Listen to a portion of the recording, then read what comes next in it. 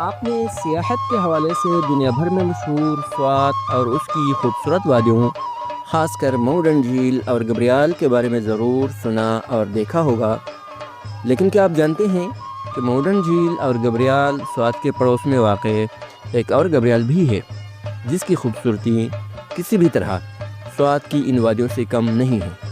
جی ہاں، ہم بات کر رہے ہیں وادی کندیا ضلع کوہستان اپر کے بارے میں، جو سیاحت کے حوالے سے پاکستان اور دنیا کی نظروں سے پوشیدہ ایک انمول ہیرا ہے۔ ہماری چھوٹی سی کوشش کوہ ہندوکش کے دمن میں آباد اپنی قدرتی خوبصورتی، دلکش ثقافت، گھنے جنگلات، سرسبز چراگاہیں، بلند و بالا برف پوش چوٹیوں، شفاف جھیلیں اور بہتے پانیوں، مہمان نواز و بہتر لوگوں کی سرزمین وادی کندیا کے بارے میں ہے۔ گلگت بلتستان کے دروازے پر واقع ضلع کوہستان اپر اپنے دلکش مناظر، بھرپور ثقافتی ورثے اور منفرد جغرافیائی خصوصیات کے لیے جانا جاتا ہے، اور وادی کندیا بھی ان میں سے ایک ہے۔ اپنے محدود رسائی اور نسبتاً کم آبادی کے باوجود وادی کندیا پاکستان کے سب سے پرکشش علاقوں میں سے ایک ہے، جو سیاحوں اور مہمجوؤں کو اپنی طرف متوجہ کرتا ہے۔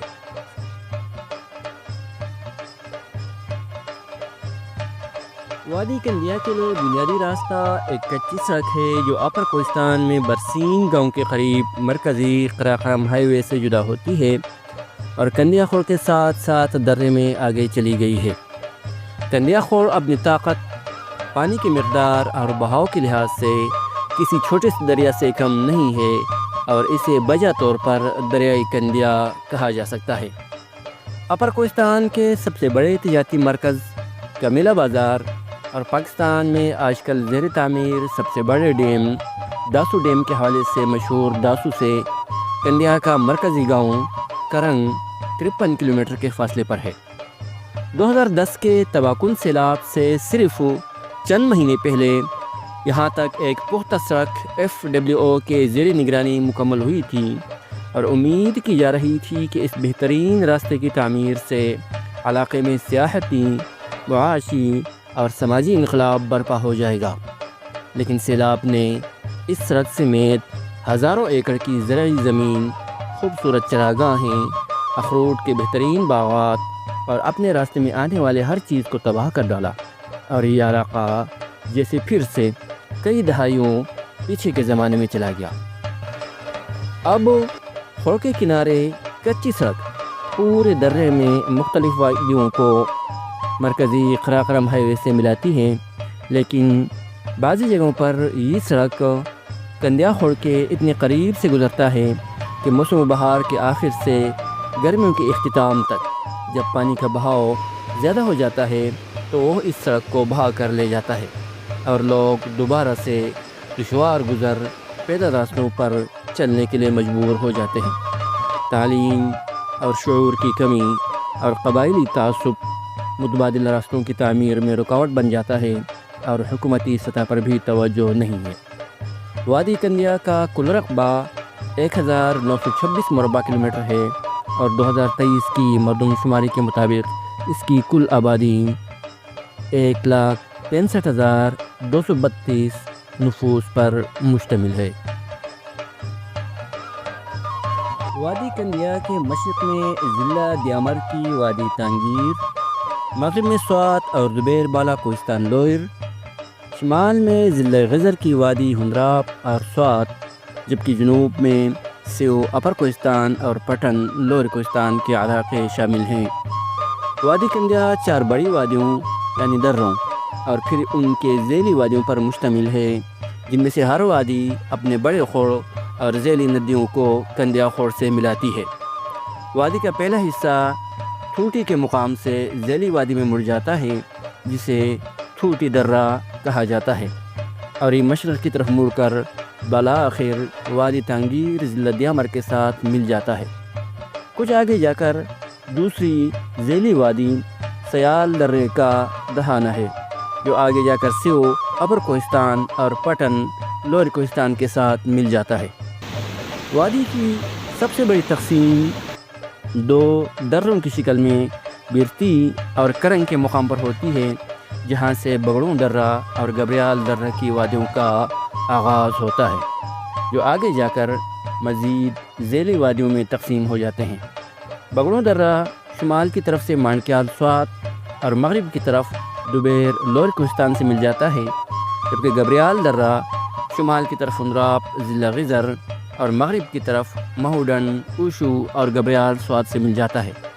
سیاحت کے لحاظ سے یہ وادی سب سے زیادہ خوبصورت ہے اور 2010 کے سیلاب سے محفوظ رہی تھی، اس لیے اس درے کا حسن ابھی بھی پرانے کندیا کی یادیں تازہ کر دیتا ہے۔ وادی کندیا نے کئی قدیم بادشاہوں کے اثر و رسوخ کا مشاہدہ کیا، جن میں کشان، ہند یونانی اور بعد میں اسلام کی آمد شامل ہے۔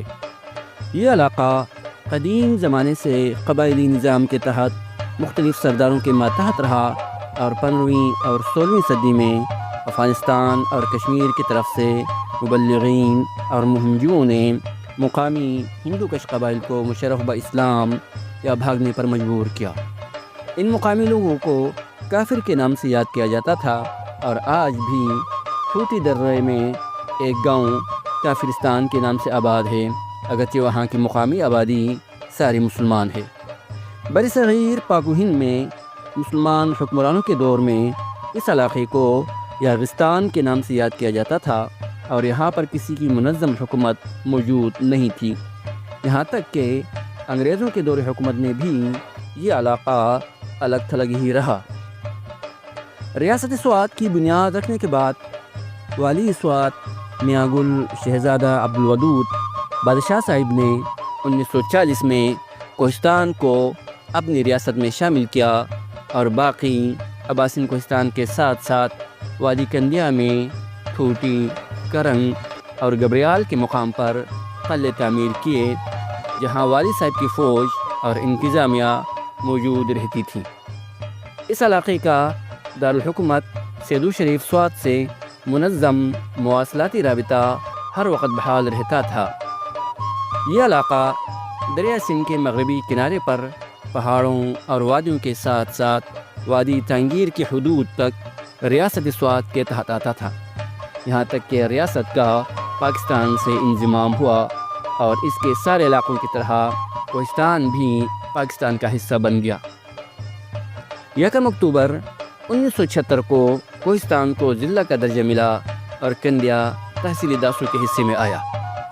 2014 میں اس کی مزید تقسیم اپر اور لوئر کی شکل میں ہوئی تو کندیا اپر کوہستان کے حصے میں آیا اور 2020 کے بعد کندیا کو تحصیل کا درجہ ملا، اگرچہ انتظامی افسران کی تعیناتی اور دفتروں کی تعمیر وغیرہ ابھی بھی پوری طرح سے نہیں ہوئی ہے۔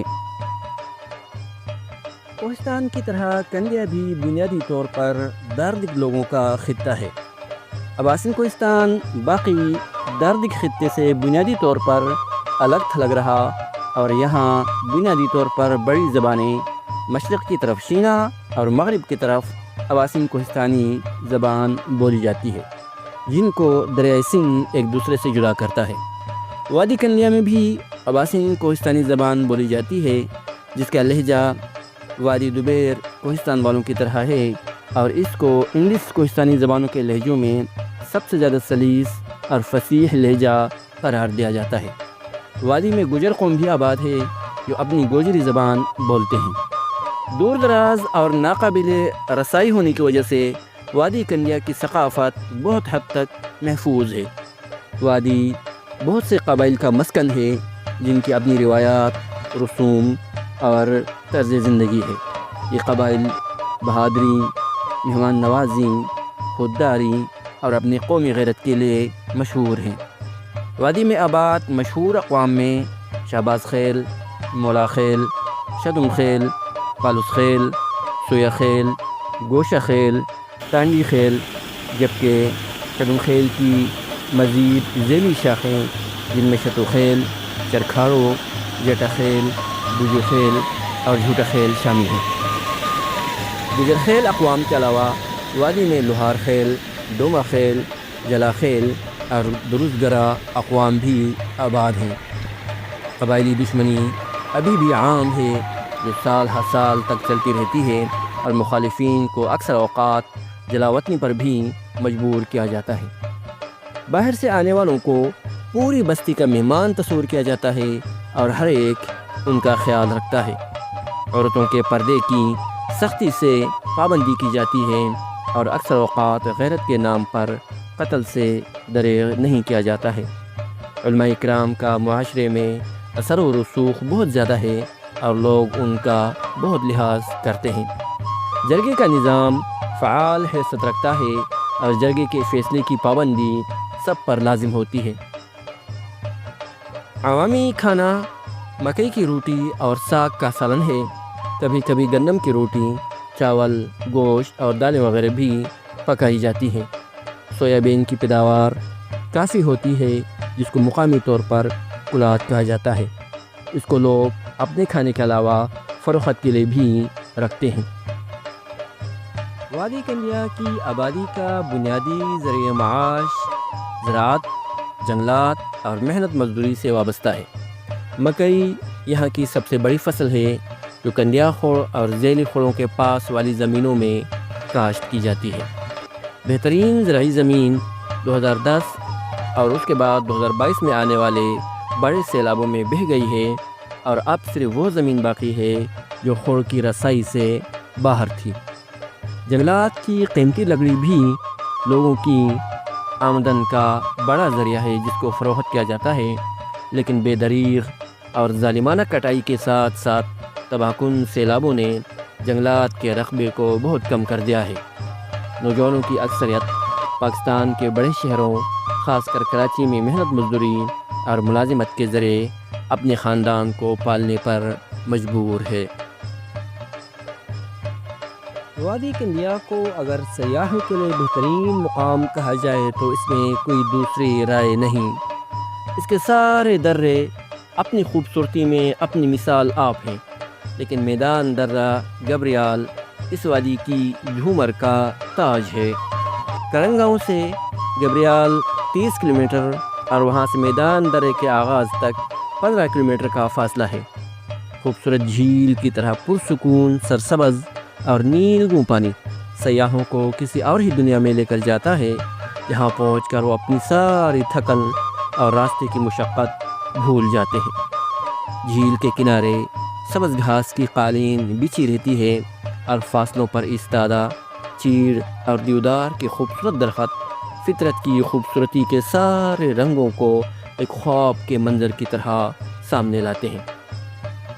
اس درے میں فلکسیر پہاڑ کا مشرقی حصہ واقع ہے جو 5914 میٹر بلند ہے اور اپنے حسن اور چیلنجنگ شکل کی وجہ سے کیٹو کی طرح لگتا ہے۔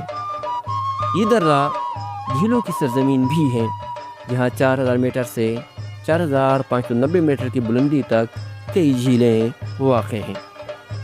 بگڑوں درہ میں ترکن اور کئی جگہ کی وادیاں، جبکہ سیال درہ اور تھوتی درہ کی وادیاں بھی اپنی خوبصورتی میں لاجواب ہیں جو سرسبز چراگاہوں، شفاف پانیوں اور بلند گلیشیئرز پر مشتمل ہیں۔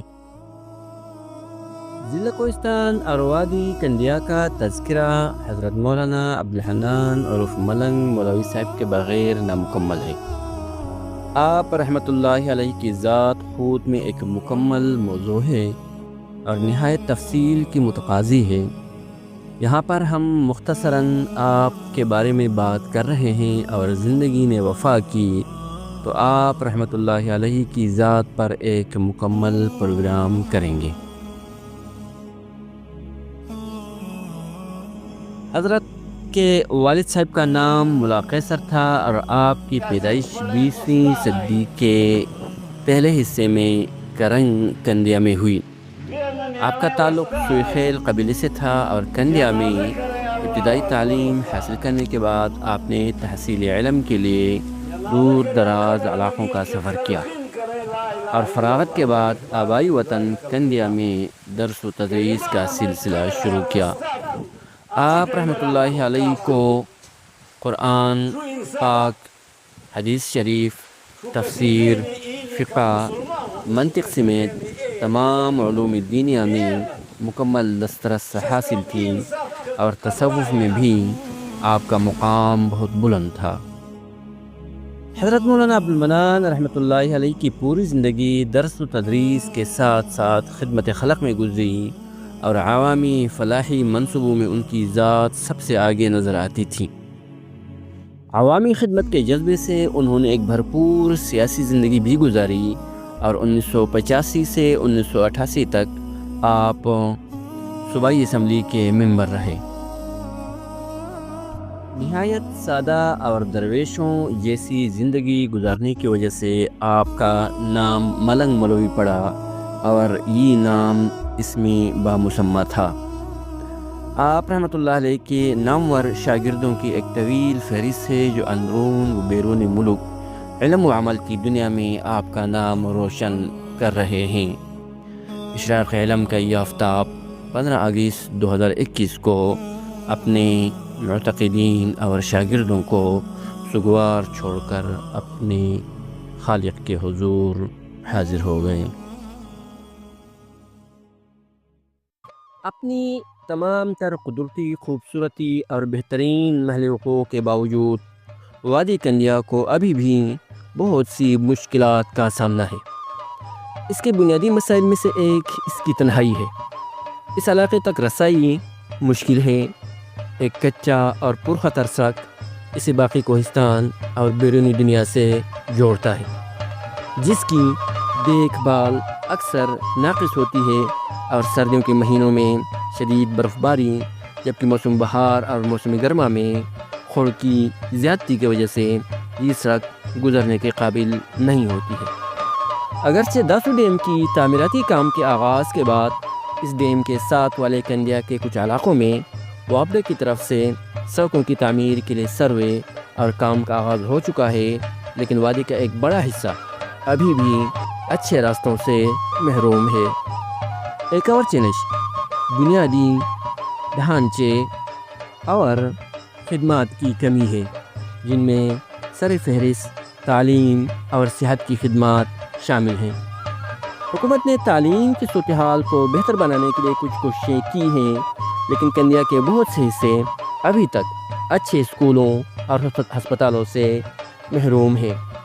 لوگ تعلیم اور صحت کی دیکھ بھال کے روایتی ذرائع پر انحصار کرتے رہتے ہیں۔ اسکول بہت کم ہیں اور بہت سے بچوں کو رسمی بنیادی تعلیم تک رسائی نہیں ہے۔ صحت کی سہولیات نہ ہونے کے برابر ہے۔ زیادہ تر لوگوں کو مناسب طبی نگہداشت حاصل کرنے کے لیے طویل فاصلہ طے کر کے کمیلا اور داسو تک آنا پڑتا ہے۔ دور دراز مقام ہونے کی وجہ سے وادی کنڈیا قدرتی آفات جیسے لینڈ سلائیڈنگ، سیلاب اور زلزلوں کے وقت اور بھی زیادہ خطرناک ہو جاتا ہے، کیونکہ ابتدائی طبی امداد وغیرہ کی بروقت رسائی وغیرہ ممکن نہیں ہوتی ہے۔ ان تمام تر باتوں کے باوجود یہ وادی اپنے آنے والی نسل کے حوالے سے ایک تابناک مستقبل کی امید رکھتی ہے۔ علماء کرام اور جدید تعلیم یافتہ نوجوان اور اساتذہ اس علاقے کی قسمت بدلنے کے لیے اپنی کوششوں میں مصروف ہیں، جن میں اسکولوں اور راستوں کی بحالی، لوگوں کو دینی اور جدید تعلیم کی طرف راغب کرنا، قبائلی دشمنوں کا خاتمہ اور سیاسی و سماجی شعور کی بیداری کے لیے کام شامل ہے۔ امید ہے کہ آنے والے برسوں میں یہ علاقہ سیاحت اور سماجی شعبوں کے حوالے سے پورے کوہستان اور پاکستان میں روشن ہوگا۔